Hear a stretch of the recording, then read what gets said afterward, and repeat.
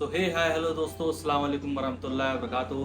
कैसे हैं आप सभी लोग? उम्मीद करता हूँ आप सभी लोग खैरियत से होंगे और अल्हम्दुलिल्लाह मैं भी खैरियत से हूँ। तो आज जैसा आपने अभी वीडियो का थंबनेल देखा, जी हाँ, उसी के ऊपर टॉपिक पे बात करेंगे कि आप बरिस्ता की जॉब गल्फ कंट्री में कैसे पा सकते हैं। तो सबसे पहले मैं आपको बताता हूँ मैंने कैसे बरिस्ता की जॉब गल्फ कंट्री में पाई। तो मैं पिछले 13 साल से इस इंडस्ट्री में हूँ। सेम इंडस्ट्री में नहीं हूँ, मैं पिछले 13 साल से काम कर रहा हूँ और मुझे कॉफ़ी शॉप ज्वाइन किए हुए 6 साल हो गए हैं। इससे पहले मैंने स्टारबक्स में काम किया हुआ है। तो उसके बाद मैंने गल्फ कंट्री में कैसे अप्लाई किया। तो हाँ, मैंने एजेंट के थ्रू अप्लाई किया था और क्या क्या फ्रॉड मेरे साथ हुआ और किस किस चीज़ों से आप लोगों को बचना है, उससे रिलेटेड भी आपको जानकारी देंगे। उसके लिए वीडियो को आपको लास्ट तक के देखना है और आपको उसमें भी हेल्प करेंगे कि आप बरिस्ता का इंटरव्यू गल्फ कंट्री में कैसे फेस कर सकते हैं। तो चलिए वीडियो को शुरू करते हैं। तो जब मैं भाई आया था यहाँ पर, तो आने के बाद बिल्कुल सिस्टम बिल्कुल टेढ़ा मेढ़ा हो गया था। मुझे कुछ भी समझ में नहीं आ रहा था मैं क्या करूं। बहुत सारी मुश्किल और परेशानी आई थी, वो सिर्फ और सिर्फ एजेंट की वजह से आई थी। और कहीं कहीं कुछ मिस्टेक्स होती है एजेंट की तरफ से और कहीं कहीं कुछ मिस्टेक होती है जो मेन एजेंसी होती है उसकी तरफ से। और कभी कभी कोई मिस्टेक होती है कि जैसे कि आपका जो मेन एजेंट है जो मुंबई में बैठा है, जो एजेंसी चला रहा है, हालांकि मैं उसका नाम नहीं लूंगा अभी कि मेरे नाम लेने से फिर मैं नहीं चाहता किसी का नुकसान हो। तो जब मैं आया था तो बात कुछ और थी, क्योंकि मैं जब इंडिया में काम कर रहा था तो मुझे पता था कि रियाद का वीज़ा है, 10 घंटे की जॉब है, एक वीकली ऑफ मिलेगा, ये सारा सब कुछ डन था। और जब मैंने रिज़ाइन कर दिया था अपना जॉब से, उसके बाद मुझे पता लगा था कि ऐसा कुछ भी नहीं है। हालांकि मेरे फ्लाई करने से 3 या 4 दिन पहले मुझे पता लगा था कि वीज़ा कोई और सिटी का है, वर्किंग आवर आपके चेंज है, आपका वीकली ऑफ नहीं है। और जैसा जैसा कॉन्ट्रैक्ट में बोला गया था वैसा नहीं मिला था। कॉन्ट्रैक्ट की बात से याद आया, सबसे पहले अगर आप जब किसी एजेंट के थ्रू आ रहे हैं और अगर आप कॉन्ट्रैक्ट करवाते हैं तो कॉन्ट्रैक्ट दोनों तरफ से साइन होना चाहिए। एक आपकी एजेंसी की तरफ से और दूसरा आपकी कफिल की परमिशन होनी ही चाहिए कि हाँ, आपका कफिल एक्सेप्ट कर रहा है। इन केस अगर आप गलती से आ गए हो तो विद इन 3 मंथ आपको एक्शन लेना है। एक्शन मीन्स अगर आपको काम सही लग रहा है, आपको लग रहा है कि आप जिस कॉफी शॉप में आए हो, ठीक है, आपका कॉफी शॉप का काम है। अगर आपका कॉफी शॉप का काम नहीं है और कफिल या कोई भी आपको बोल रहा है, आपके एजेंट बोल रहे हैं 2 दिन और वेट कर लो, 10 दिन वेट कर लो, 15 दिन वेट कर लो, तो ऐसा बिल्कुल नहीं करना है। आपको मैक्सिमम मैक्सिमम 7 डेज स्टे करना है और उसके बाद आपको बोलना है आप मेरा ट्रांसफर करो कहीं भी, क्योंकि मैं जिस काम के लिए आया था वो मुझे नहीं मिला है। इस चीज का कॉन्ट्रैक्ट आप साइन करा के लाओ। होता क्या है कि हम लोग इंडिया में जब वीजा लेते हैं तो बहुत से लोग लोन लेकर एडजस्ट करते हैं मनी, कोई से लोग उधार लेते हैं, तो ये सोचते हैं चलो एडजस्ट कर लेते हैं। लेकिन भाई आपको यहाँ एडजस्ट नहीं करना है। यकीन मानिए, मैं जितना परेशान हुआ था, अल्लाह ना करे कोई परेशान हो। तो मेरा जब इंटरव्यू हुआ था तो मेरे एजेंट ने मुझे बताया था कि वीजा मेरा नजरान रियाद का है और 10 घंटे का वर्किंग आवर है और एक वीकली ऑफ है और सैलरी आपको ऑन टाइम मिलेगी और आपका कॉफी शॉप खुला है। तो यहाँ मैं आया था बरिस्टा ट्रेनर के लिए। फिर उसके बाद जब मैं यहाँ पर आया और मैंने देखा कॉफी शॉप खुला नहीं है। लेकिन हाँ, एक चीज और कहना चाहूंगा, हर किसी को कफिल अच्छा नहीं मिलता है। लकीली मुझे कफिल ऐसा मिला कि जिसने मुझे जबरदस्ती रोका और लड़ाई भी मेरी उससे काफी हुई। लेकिन एक कफिल का एक जो पेशेंस होता है ना, जो अरब के लोग होते हैं, तो मेरे कफिल के अंदर वो ज्यादा था। हालांकि उन्होंने मुझे बहुत समझाया भी, सपोर्ट भी करा और जैसा उन्होंने बोला था वैसा ही मुझे अभी मिल रहा है। लेकिन हाँ, अभी मैंने उनके हिसाब से अपने आप को एडजस्ट कर लिया। तो मेरे कई सारे चेंजेस हुए। मेरा वीजा था रियाद का, मुझे नजरान सिटी मिली, 10 आवर्स वर्किंग टाइम था, 12 आवर्स मिला और वीकली ऑफ था जो कि नहीं मिला। सैलरी ऑन टाइम थी जो कि स्टार्टिंग में नहीं मिली। एक तरफ ये भी देखा जाए कि हाँ, अगर आपका कॉफी शॉप नहीं खुला है तो आपका कपिल सैलरी आपको कहाँ से देगा। तो ये सारी चीजें आपको सोच के आनी है। अगर आपको सैलरी नहीं दे सकता वो, तो आपको रिलीज कर दे। लेकिन मेरा ये हुआ कि मैं 7 दिन का प्रॉमिस पे मैं रुका रहा यहाँ पर, फिर देखा नहीं ओपन हो रहा है, मुझे दूसरे रेस्टोरेंट में रखा। मैं वहां पर सबसे पहले थोड़ा लीड काम कर रहा था, फिर उसके बाद मुझे डाउन किया, मुझे बैक एरिया में भेजा, यहाँ फैमिली सेक्शन होता है, वहां पे वेटर का काम करने को दिया। पहले वेटर मैनेज करने को दिया, फिर वेटर का काम करने को दिया। फिर धीरे धीरे करके एक बहुत ही खराब मुदीर था यहाँ पर, जो कि मैनेजर बोलते हैं मुदीर को, तो उसने मुझे कहा कि आप वॉशरूम साफ करना पड़ेगा। फिर मैंने भाई वहां से लिया एक्शन। मैंने अपना वॉशरूम साफ करते हुए वीडियो बनाया और तुरंत अपने एजेंसी को भेजा। हालांकि मेरी एजेंसी में कुछ लोगों ने सुनवाई करी, जो मेन थे उन्होंने सुनवाई नहीं करी। एक तरह से कह सकते हैं वो पागल इंसान था। और मैं सजेस्ट करूंगा कि ऐसे इंसान के पास ना जाए। मैं आप जो मुझे पर्सनली मैसेज करेगा और मेरे इंस्टाग्राम पे मैं उसको बता दूंगा वो एजेंसी का नाम क्या है, उस एजेंसी के चक्कर में बिल्कुल ना पड़े। मैं सीधा डिक्लाइन करता हूं ऐसी एजेंसियों को। मेरे बाद भी कई लड़के आए तो उनके साथ भी यही सीन हुआ। तो वो झूठ बोलता है, वो झूठ बोलकर आपको वहां कुछ और बताता है, फिर जो वो जिस एजेंट को वो बताता है वो आपको कुछ और बताते हैं, और कपिल के नॉलेज में कुछ और रहता है। ना यहाँ मिस्टेक कपिल की है, ना आप जिससे कांटेक्ट कर रहे हैं उस एजेंट की है। यहाँ पर सीधी सीधी गलती होती है जो मेन एजेंसी में बैठा है, जो मालिक है उसका, उसकी गलती होती है। तो फंसते दोनों है। हम लोग किससे कांटेक्ट करते हैं? कपिल से, और हमने जिसको पैसे दिए। तो ये सारी चीजें आपको कंफर्म करके आनी है। अपना वर्किंग आवर बिल्कुल फिक्स, अगर 10 घंटे तो 10 घंटे, 1 घंटा भी ज्यादा तो पैसा चाहिए। छुट्टी तो छुट्टी, छुट्टी नहीं तो पैसा चाहिए। सैलरी ऑन टाइम नहीं है तो 3-4 दिन आगे पीछे चलेगा, लेकिन नहीं आधी सैलरी लेकर फिर आप थंब लगा दो, साइन कर दो, फिर नेक्स्ट मंथ फिर वो आधी सैलरी दे, ऐसा नहीं। यहाँ का कानून है 3 महीना अगर आपको सैलरी नहीं मिलती है, आप यहाँ पे तनाजुल ले सकते हो, यानी कि ट्रांसफर ले सकते हो विदाउट एनी परमिशन। आपको कफिल की परमिशन की नीड नहीं होगी। तो उसके बाद जब मैं यहाँ पर आया, फिर बहुत 3 या 4 महीना हो गया, मेरे एजेंट मुझे कह रहे 10 दिन और, 10 दिन और, 10 दिन और, ऐसे करते करते 2 या 3 महीने निकल गया। फिर उसके बाद भाई मैंने एक्शन लिया। मैंने एक्शन ये लिया कि मेरा इकामा उसने 1 साल का बना दिया था, तो मैं घर पे बैठ गया। मैं 3 दिन रूम पे बैठा रहा, मैं नहीं गया, मैंने किसी का कॉल पिक नहीं किया कफिल की तरफ से, किसी कुछ नहीं। फिर बाद में एक समझौता हुआ कि हाँ ठीक है मैं तुम्हें 500 रियाल महीना दूंगा, ये वो। मैं उसमें भी नहीं माना। चलो पूरी सैलरी दूंगा, घर में बैठ के फ्री दूंगा, मैं उसमें भी नहीं माना, क्योंकि हराम की सैलरी मुझे चाहिए नहीं थी। मैं मेहनत करने आया हूं, मैं मेहनत करूंगा तब मैं पैसा दूंगा। फिर बहुत सारी ऐसी मुश्किलें होने के बाद अल्लाह ताला ने मेरी सुनी, और मुझे जब मैंने कॉफ़ी शॉप खुला है, फिर वहाँ मुझे एक अच्छी लीड मिली। उसके बाद मैंने पूरा कॉफ़ी शॉप रन किया। एक सुपरवाइज़र हायर हुआ था, वो सुपरवाइज़र को कुछ भी काम नहीं पता था, तो उसके बाद फिर मैंने वो रिस्पॉन्सिबिलिटी संभाली। अभी मैं अपने कैफ़े में सुपरवाइज़र का काम देख रहा हूँ, और सारे जितने भी स्टाफ होते हैं सबको मैनेज करना, और बरिस्ता का भी जो 1-2 हायर हुए उनको ट्रेनिंग देना, तो अभी मेरा ये काम है। अब बातें मेन पॉइंट पे कि अगर आप गल्फ कंट्री में अप्लाई करना चाहते हैं तो कैसे करें। देखिए, अगर आपने काम किया है और आपके पास एक्सपीरियंस है, तो क्या क्या चीजें होती हैं बरिस्ता में जो आपको मेन ध्यान रखनी चाहिए। पहली एक चीज, आपके पास आर्ट, आपको लाते आर्ट बहुत अच्छी बनानी आनी चाहिए। कम से कम 4 या 5 आर्ट आपको बनानी आनी चाहिए। आपको सारी कॉफी की रेसिपी पता होनी चाहिए। ठीक है, आपको कॉफी की नॉलेज होनी चाहिए कि आप स्मेल करके बता दें कि ये कॉफी कौन सी है। आपको सारे कॉफी के रोस्ट के बारे में पता होना चाहिए।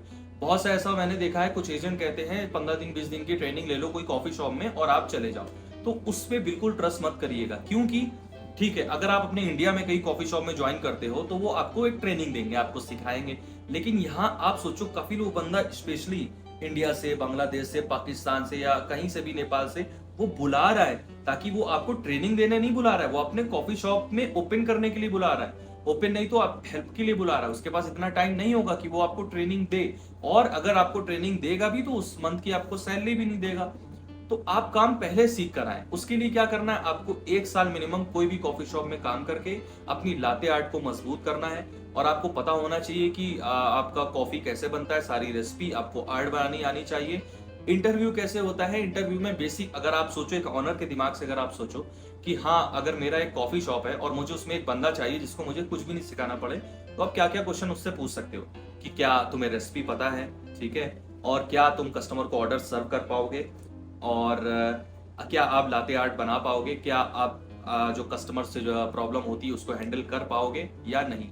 तो ये सारी प्रॉब्लम्स हैं जो एक, अगर आप ऑनर के माइंड से सोचे आपको कैसा बंदा चाहिए, तो वही चीज आप अपने इंटरव्यू में जोड़ सकते हो। और मैं बिल्कुल आपको सजेस्ट नहीं करूंगा कि अगर आपको थोड़ा बहुत लोकल एक्सपीरियंस है, लोकल मीन्स आपने 15-20 दिन का एक्सपीरियंस लिया है और थोड़ी बहुत लाते आर्ट बनानी आ गई है और आप चले आओ, तो यकीन मानिए कफिल या तो आपको पैसे नहीं देगा, या 6-7 महीने में भगा देगा, या आपको बहुत ज्यादा प्रॉब्लम फेस करनी पड़ सकती है इससे रिलेटेड। ठीक है, तो ऐसा रिस्क बिल्कुल भी मत लें। सऊदी अरब में मैंने जहां तक देखा है, सबसे बेस्ट जॉब जो मैं सबसे ऊपर लेवल का जो जॉब समझता हूं वो बरिस्ता का ही जॉब है, क्योंकि इसमें आपको कुछ भी एक्स्ट्रा हेडेक लेने की नीड नहीं है, और आपको यहाँ पर सिर्फ कॉफी बनानी है, अपने काम से मतलब रखना है, कुछ नहीं। आते हैं सैलरी की बात पे। जो सैलरी यहाँ पर बेसिक जो मिनिमम वेजेस है जो बरिस्ता के लिए, वो 3000 रियाल है एक्सपीरियंस बरिस्ता के लिए, और जो सीनियर बरिस्ता है उसके लिए 3500 रियाल के आसपास सैलरी मिलती है अगर आप कंपनी बेस पे जाते हो। वैसे लोकल रेस्टोरेंट में अगर आप जाते हो तो आपको मिनिमम सैलरी जो है वो 2000 से 2500 के बीच में मिलती है, और सीनियर बरिस्ता की आपको सैलरी मिलती है 2500 से 3000 के बीच में। तो अभी जो मेरा सिचुएशन रहा है, अभी तक मैं बहुत कम सैलरी पे आया था। मेरी सैलरी यहाँ पर 2000 रियाल थी, जिससे मैंने स्टार्टिंग करी, और अल्हम्दुलिल्लाह अभी मेरे सारी सैलरी मुझे रिसीव हो रही है। हाँ, अगर आप एक पॉइंट मैं आपको और ऐड करना चाहूंगा कि आप अपनी जॉब प्रोफाइल जरूर पता कर लें। जॉब प्रोफाइल यानी कि आपका काम क्या क्या होगा, आपकी जॉब प्रोफाइल में क्या क्या लिखा है। क्या वो आपको ये बोल रहा है कि उसके यहाँ जो टॉयलेट है वो भी बरिस्ता को क्लीन करना पड़ेगा? क्या वो ये बोल रहा है कि कैफे में जब क्लोज करेंगे तो वेटर के साथ आपको क्लीनिंग करनी पड़ेगी? क्या वो ये बोल रहा है कि आपको बरिस्ता के साथ साथ कैशियर का भी काम करना पड़ेगा? कैशियर का काम अच्छा तो बहुत है, लेकिन रिस्पॉन्सिबिलिटी भी बहुत है। रिस्पॉन्सिबिलिटी मीन्स अगर आप कैशियर का काम करते हो, उसके बाद आप कॉफी बनाते फिर कैशियर काम करते हैं, अगर कुछ मिस्टेक हो गई तो उसमें ज्यादा प्रॉब्लम होती है, क्योंकि यहाँ पर कानून बहुत सख्त है। तो मैं आपको सजेस्ट करूंगा, आप अपने इंटरव्यू अगर आप देना चाहते हो इंटरव्यू फिर भी, तो आप सामने वाले को बिल्कुल क्लियर कर दो कि मैंने इतने टाइम काम किया है, एंड आई एम श्योर कि अगर मैं आपके पास आऊंगा तो विद इन 30 डेज, और कुछ भी आप वो कितने दिन में आप सीख जाओगे तो वो सीख जाओगे, तो वो उतने दिन के आपको पैसे नहीं देगा और आपको उल्टा काम सिखाएगा। तो ये सारी चीजें हैं। और स्पेशली मैं सजेस्ट करना चाहूंगा कि अगर आप बरिस्ता की जॉब के लिए आ रहे हो तो कौन सी कंट्री में अप्लाई करना चाहिए। नंबर 1 पे मैं रखता हूँ दुबई को। आप दुबई में अप्लाई करो, कतर में अप्लाई करो, ओमान में अप्लाई करो। यहाँ बरिस्ता की नीड बहुत ज्यादा होती है और अच्छी सैलरी पे करते हैं। सऊदी अरब सबसे लास्ट ऑप्शन आप रखिएगा, क्योंकि सऊदी अरब में जो बरिस्ता की सैलरी है वो बहुत एक तरह से देखा जाए कम है, और वर्किंग आवर्स आपके जो रहते हैं, तो जो 12 आवर का वर्किंग आवर्स रहेगा वो आपके ज्यादातर रेस्टोरेंट मिलेगा। अगर आप कंपनी की तरफ से आ रहे हो आपको ज्यादा सैलरी मिलेगी। ठीक है, तो मैं सजेस्ट करूंगा, अगर आप मुंबई के थ्रू आना चाहते हो तो आप एक एजेंसी है दीवान कंसल्टेंट, दीवान कंसल्टेंट के थ्रू आइए। उनकी जॉब 100% परफेक्ट रहती है। और एक है HR इंटरनेशनल। तो दीवान कंसल्टेंट और HR इंटरनेशनल, ये दो ऐसी कंसल्टेंसी है जिससे बंदों को परफेक्ट जॉब मिलती है अच्छी सैलरी के साथ और कंपनी में। तो एक भाई का हमारे क्वेश्चन था कि मैंने यहाँ कतर के लिए अप्लाई किया है और टी बॉय के लिए मेरा हो गया है, ऐसा करके उन्होंने कोई क्वेश्चन पूछा था। तो हाँ भाई, आप जा सकते हैं, आप जाइए। और बेस्ट ये रहेगा कि आप फर्स्ट ऑप्शन दुबई